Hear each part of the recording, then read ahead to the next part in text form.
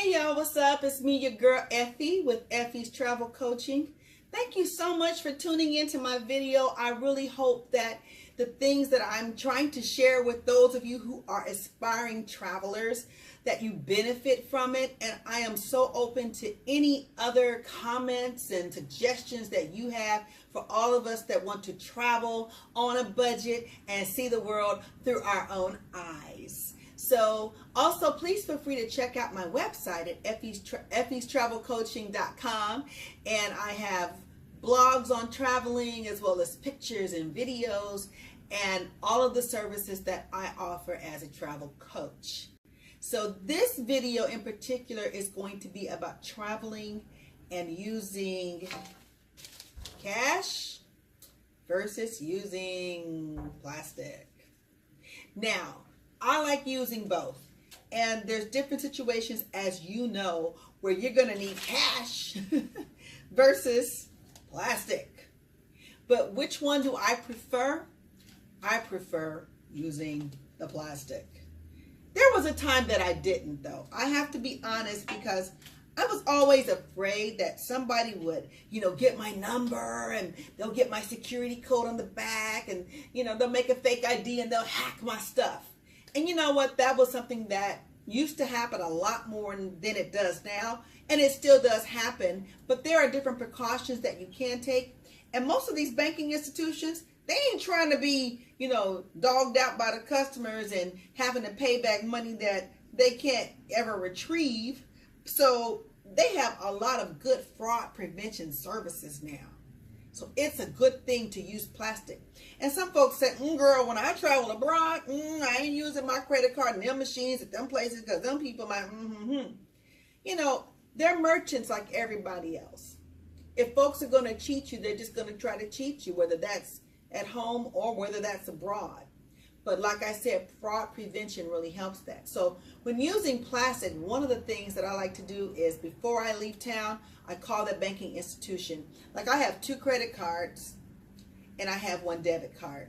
And I call all the institutions that are holding these cards and I let them know, hey, I'm going to be in Spain on this day to this day, France from this day to this day, and Italy from this day to this day, so they know exactly where I am. So if there's some kind of a charge that comes up from Ireland or Nigeria or something, I'm gonna be like, no, that ain't me. But the good thing is that with fraud prevention, a lot of these institutions, if they see something that looks a little suspicious, they will call you. So when you're traveling abroad and you see these phone numbers show up in your phone and you're using your plastic abroad, they're calling to check. Answer that call and tell them, yes, I'm there and I spent that amount, or no, I wasn't there. Somebody's jacking with my money. Okay. So you're letting them know before you travel. The other thing that's good is when using a debit card, when you go to the ATMs at these institutions, whether they're abroad or whether they're, in your own country, I find that it's very easy to get cash out. And depending upon what machine you're using, of course, there's going to be fees. And if you're in a foreign country from your own, there's going to be an exchange rate. But guess what? When you stick that card in and you're going to get some currency from that country when you get your cash out. So that's a good thing. You don't have to worry about taking all of your cash to the currency exchange window and asking them to exchange it and them charging you these outrageous fees, which they do in the airports, to give you a different currency from the cash that you have. So that's another thing I like about having a debit card. Another thing, when you're booking reservations using your plastic, a lot of these hotels and apartments, through, Expedia, Booking.com, VRBO, these folks love it when you use your plastic to authorize, so that they know this person is serious about booking to the point that they're going to pay a percentage of that lodging up front using that plastic, or they're going to just authorize it just for $1 just to know that it's a real card.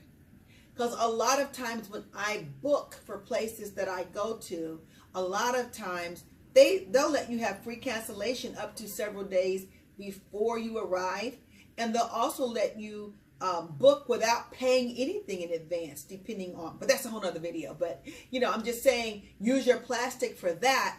And also keep in mind that some of these lodging places like hotels and apartments, they love when you pay in advance. So feel free to ask them to send you the form that you need to put all of your information on, sign and authorize for them to take the payment in advance, because I love it when I don't have to pay for lodging in advance, when I can pay for lodging in advance. With rental cars, I don't recommend ever using a debit card, because a lot of times they will say, hey, I need $400 deposit and blah, blah, blah. And with some place like Alamo, if you use a credit card and your whole amount for the usage of that rental car for that week or weekend is, let's say, $250, all they're going to authorize on that card is $250. So if you return that car with no problems, you're good to go. You just, roll out, they give you a receipt, you're good to go. But they're not going to hold more on that card than is due for the entire time that you have that rental. One of the mishaps that can happen when you are using plastic when you're booking lodging is authorizations. Now, I hate authorizations, because it's like when you get there, they're like, we need some money for them incidentals. The room is going to be $500, but we're going to hold $800 on your credit card because we don't know, you might drink up all the Evian and you might eat up all them almonds and them, M&Ms and stuff, and we won't be able to get our money back. So a lot of these places where you may be lodging will authorize your card for a certain amount. Find out in advance how much that authorization hold is going to be on your card. And if you can, use a credit card instead of your debit card, because remember that debit card is attached to your bank account. And if they over-authorize your bank account, and let's say you have $2,000 or something in that account, and the authorization is supposed to only be like $300, they might take $800. And they might say, oh, it's authorization, it'll fall off. But yeah, that might be, another $500 you wanted to go and, buy some designer shoes with or something, So you got to be careful when they do those authorizations. Find out from them, how much are you going to hold on my card? Whether it's a debit or credit, but how much are you going to hold, and hold them to that. I recently went to a resort, and it was a great resort, great weekend, awesome staff, great grounds, eclectic decor, great service. Check-in was easy, check-out was easy. My roommate was able to put her half of the weekend on her card, and I put my half on my card, and I also put the incidentals on my debit card, right?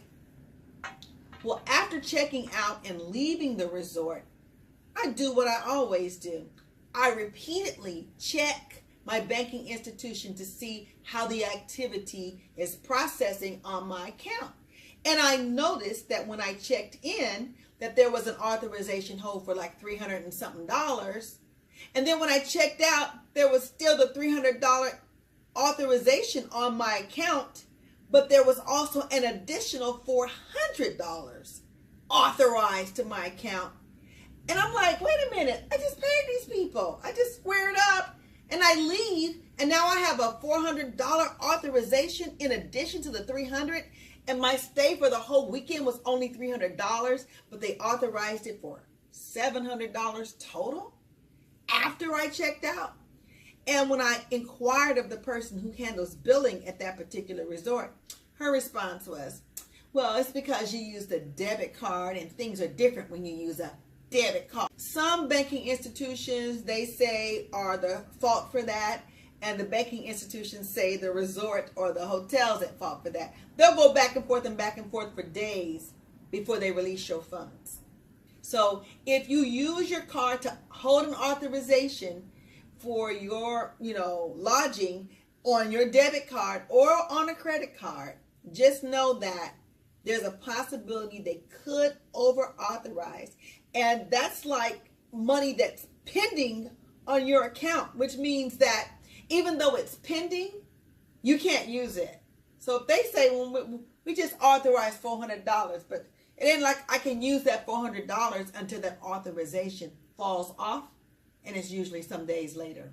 Now, if that happens, you can call the place where you lodged or the hotel or wherever you were staying, ask them to release that authorization that you're having a hardship, get that document faxed over or emailed to your banking institution, and they can, in many cases, release that authorization earlier than the 3 to 5 or 7 business days that it may normally take. And keep in mind, it took 3 days for the authorization to fall off in the country that I'm from, traveling to a place in my country.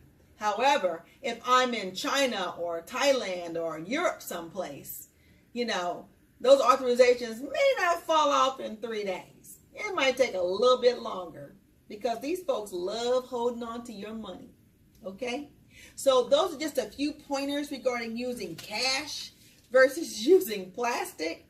And keep this in mind too. Whenever you're traveling abroad, always have your passport when you're using your credit cards, when you're checking in, when you're going to a banking institution to, you know, get some cash or currency exchange or something. They're going to want to see that passport when you do that. So keep that in mind as well.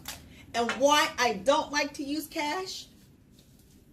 I know there's some great flea markets and things. I love the weekend market in Thailand and the floating market and all that. And yeah, you got to have cash for those kind of places most of the time and most of those little shops.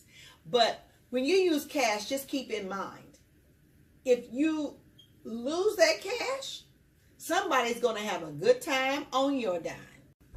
And not only that, but I'm the kind of person, you know, I'll be saying, oh, let me go spend this and go buy this, that, and the other. And then I'll come back later and I'm looking for my money and I'm like, I lost it. It got stolen. Something happened to it. Because I forget that I spent it. Because it's harder to keep track of having a lot of cash on you.